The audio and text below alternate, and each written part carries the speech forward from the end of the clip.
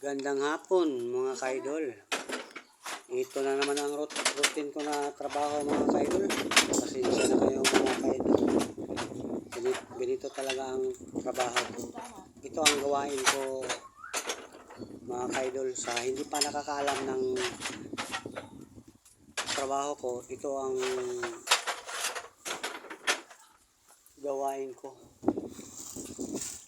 Araw-araw kahit ano na trabaho. Yan o, makita nyo sa vlog ko. Ayan. Pinutol ko yung isang video mga kaidol at dito na naman ako sa sa halaman na tinitriman ko kasi malabong na. Ayan, tinitriman ko. Ang trabaho ko mga kaidol, lang to, pabalik-balik.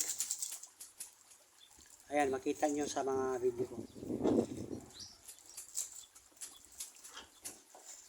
Yan. Kasi hindi na ako sumasayaw kasi masakit na ang balakang ko. Sakit na akong hawak kung pag sumasayaw ako. Ito na lang, binablog ko na lang mga trabaho ko. Ayan.